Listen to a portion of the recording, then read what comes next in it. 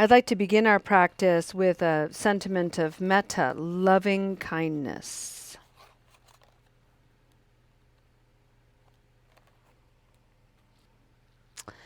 This is a little painting that is made by Michelle in Florida. She sent me these beautiful paintings, and I chopped them up promptly and then write little sentiments of metta on the back. So just FYI, if you send me art and cards, I will chop them up and I will write sentiments on the back. It's just a lesson in attachment and transformation. This one reads, "May the beauty of the dawn awaken those abandoned, neglected places within. May the beauty of the dawn awaken those abandoned, neglected places within."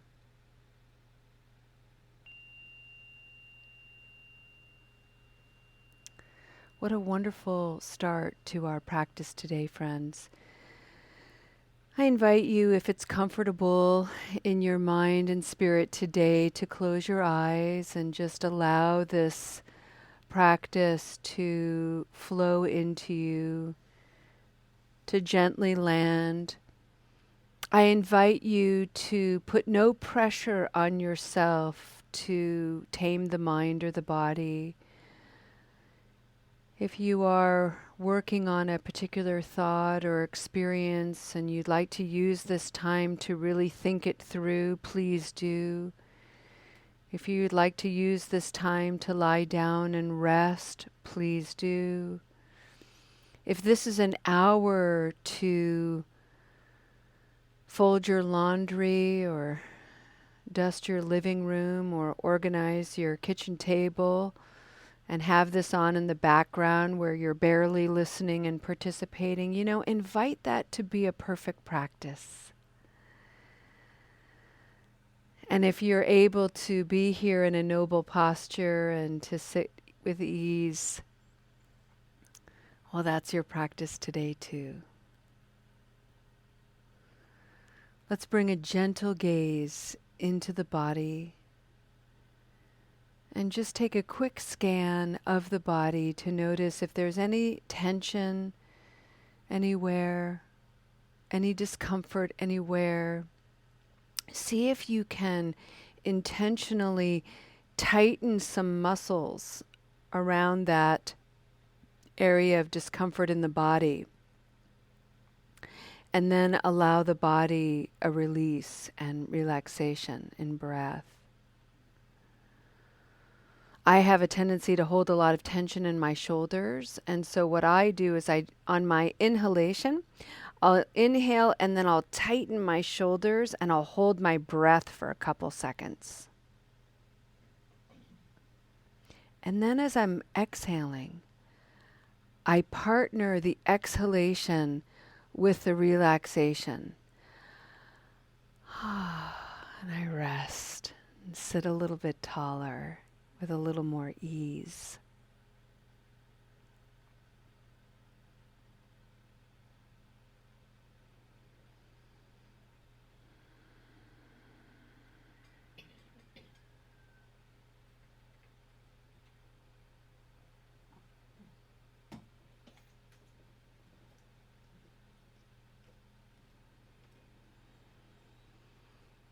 Friends, for the month of July in the Spokane Sangha, we have been exploring a curious theme called "What's All That Noise?"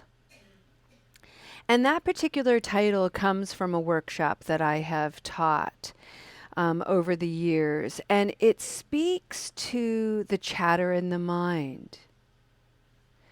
And rather than making an enemy of the chatter, rather than judging the noise in the mind as something negative, something we need to get rid of, something we need to try to tame and rein in,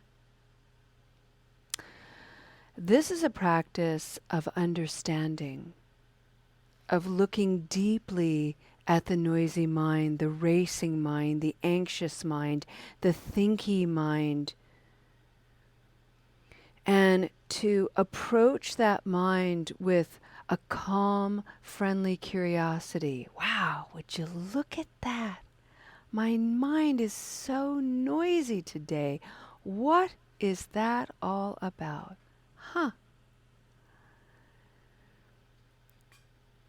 And this really changes the attitude, the typical attitude that many of us harbor, which is just shut up, just quiet, shh, quit it, which only adds to the tension and the fire and the tightness. So we are endeavoring to approach the busy mind from a completely different angle, from a back door. And if you're anything like me, I have a highly developed, mischievous, sneaky person. I love to sneak in back doors. I'll test every door in an alleyway, and if one's open, I'll open it up and sneaky peek in it. I don't know what that is about me, but that's what I do. I love it. It speaks to the adventurer in me. It speaks to that part of me that likes to get away with something. The thrill of almost getting caught and getting away.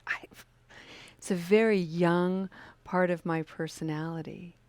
So we're going to take that spirit, that adventurous spirit, and explore our minds today with curiosity, just taking a sneaky peek. For the last 2 weeks, we have done the same thing, and we've looked at the mind from the perspective of our childhoods, young childhood, adolescence, and now we're looking from a place of adulthood. Here we are, we're all adults. And we have personalities, we have qualities, we have archetypes, many of them that define the whole of who we are. We have the chronic doubter, the insecure person. We've got the antagonist, the cheerleader, the mismeasures up, the nerd, the flirt, the lover, the parent, and on and on and on. And all of these personalities have a voice. And the reason why we go back in time and we explore our childhood is because so much of what dictates our personalities in adulthood happened when we were kids, when we were young, when the clay of our bodies and the clay of our minds were being folded and molded by the people we trusted and maybe they betrayed us, people in authority who frightened us. We were influenced by many, many people who were also influenced by many, many people. So what came down to us and what we adopted has a lineage, a legacy of our ancestors.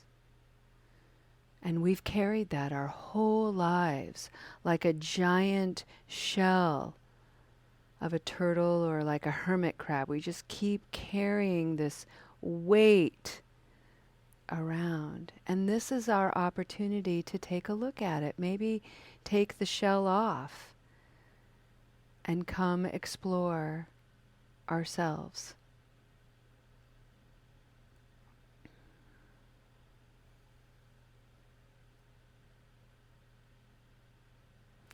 I'd like to offer you an example to work with.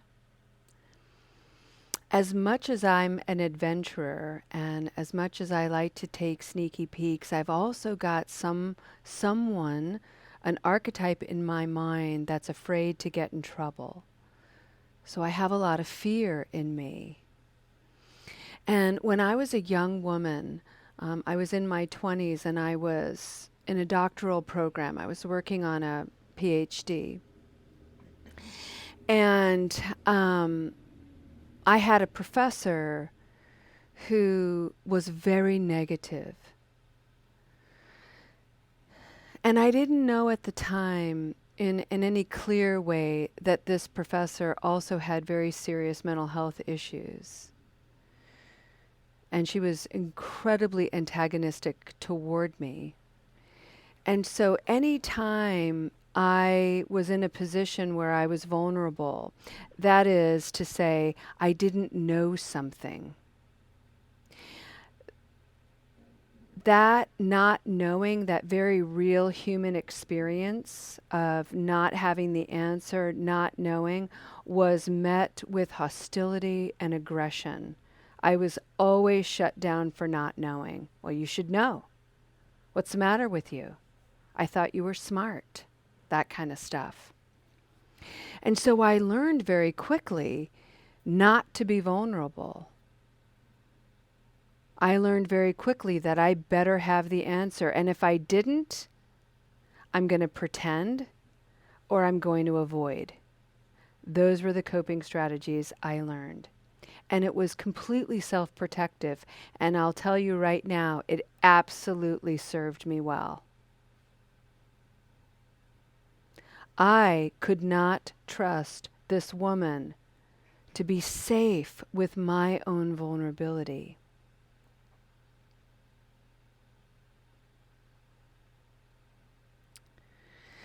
The unfortunate thing about that situation is it wasn't just her. It was an institutional thing. And it was completely misaligned with my integrity, my spirit. I was in academia. I was in those towers of knowledge. And what defined that place was money and power. And these were things that were not interesting to me. So I left that doctoral program, and I have never been happier. It was so the right decision for me. But I have carried with me, like a hermit crab shell, that coping strategy of when I don't know something, or when I feel like I don't know something and I'm vulnerable, that I need to somehow self-protect.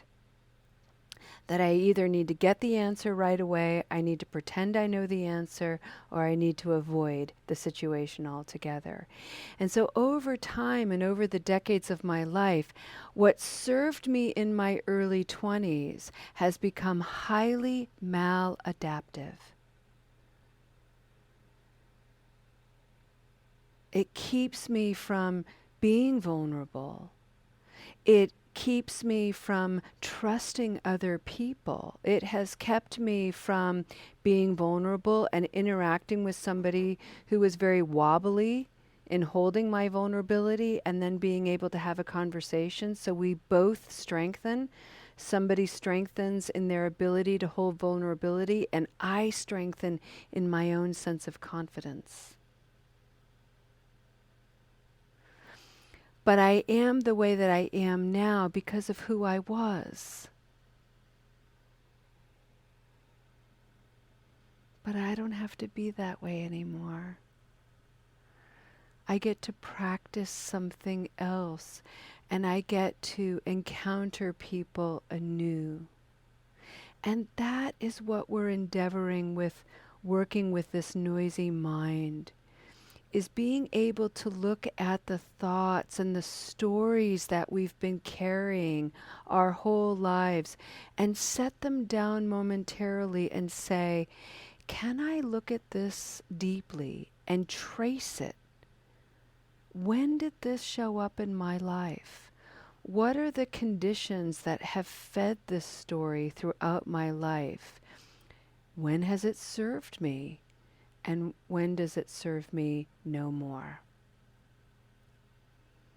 There are times, friends, where I still engage in that maladaptive behavior, and it's actually not maladaptive. It's a highly effective coping skill, because there are people that I encounter that are not deserving of my vulnerability. They aren't safe. And so I don't share. I don't trust them. I take a step back and I don't engage. Now I just avoid. And that's okay.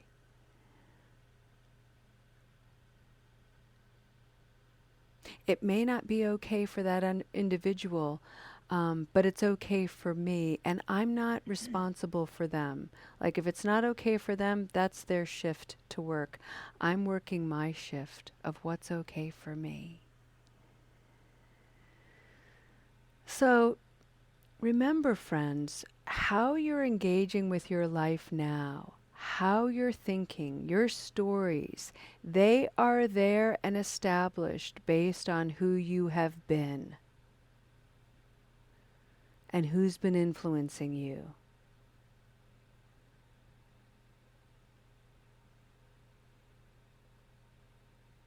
It is complex, layered,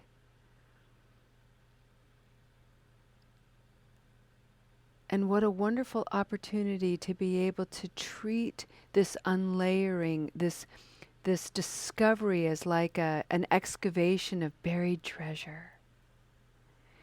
Because all the way along we gain insights into our minds, into the way we think, into the stories we tell. And by gaining that insight, by having that understanding, the most amazing thing happens. The chatter lessens. The racing mind finds some ease.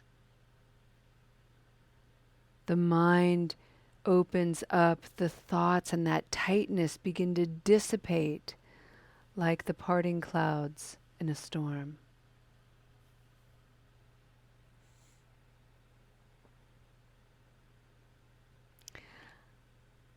And none of that will happen if we don't show up to practice. So the fact that you've prioritized this time today to hear this wisdom, to hear these thoughts, to have that example, to be invited to be friendly and curious toward yourself rather than berating and hostile. It is a reflection of your strength, of your creativity and resilience. It is a measure of your merit in your karma. It is a reflection of your self-regard and desire to heal. All of those qualities within you come into this Sangha and create an energy that inspires, transforms, and heals. You are amazing.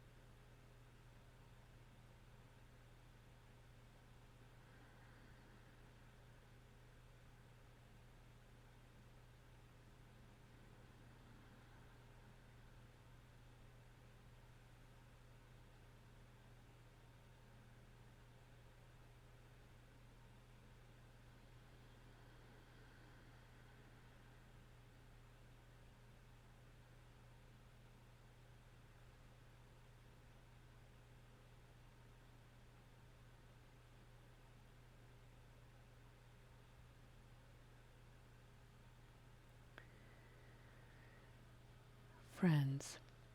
I'd like to conclude our practice today with a reminder of a spiritual teaching that I shared with you yesterday, which is the oooh to ooh practice.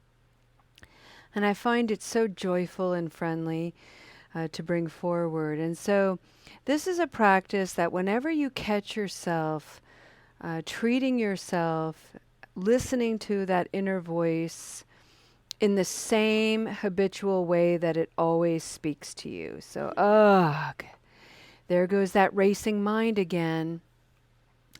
Rather than engage that habit energy, like catch yourself, ugh, and then remember, ooh, I can talk to myself in a whole new way. Ugh, why am I so anxious? Ooh, wow, what am I holding today? What am I afraid of? Ugh, why can't I sit in meditation and just be still in my mind? Ooh, ee, ooh, friend. Let's see if we can slow that down. We have a Sangha member who admits that when she practices the oooh to ooh, she doesn't quite get to ooh. She gets to oh. So if that's you, maybe it's just ugh, why? Oh, I can practice this differently. That works too. It's just a way of reframing the way we talk to ourselves, which becomes transformative and healing.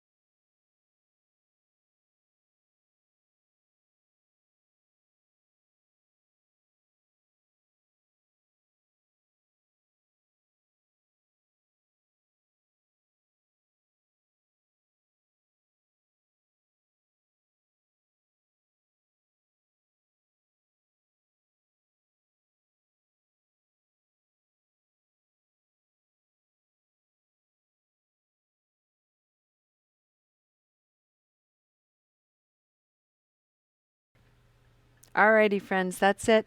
Let's go ahead and end our practice with a dedication of merit.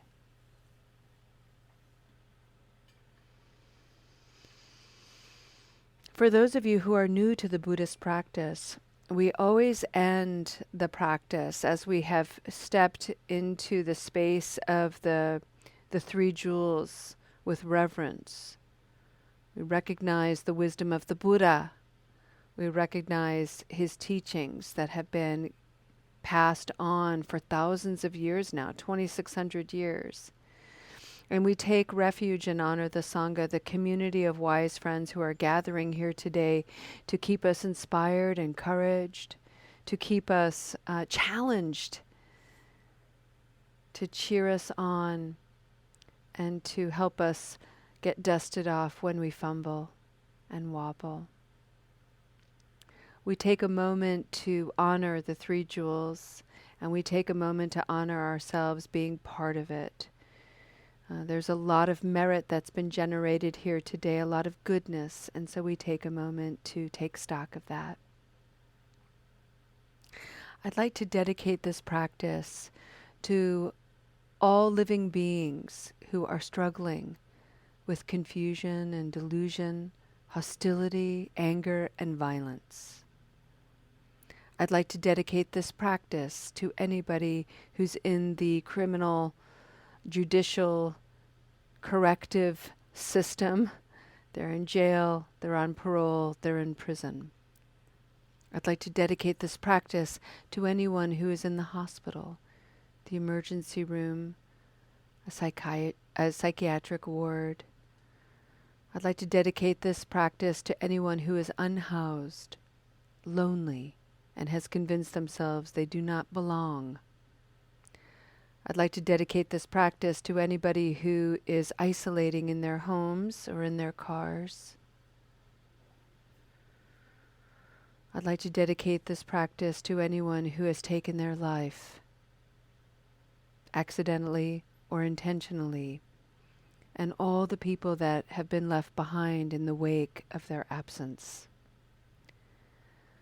I'd like to dedicate this practice to anyone who is finding their way to recovering their whole self, the magnificence of themselves, and the struggle.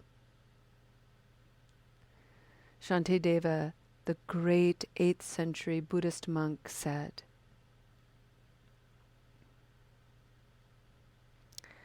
"For as long as suffering remains in the world, may I too remain to dispel the misery of the world." Thank you for your practice. Thank you for being instruments of peace to help dispel misery and being a constant source of inspiration that I take with me as a loving companion everywhere I go. Have a beautiful day, friends. We'll see you next time. Namaste.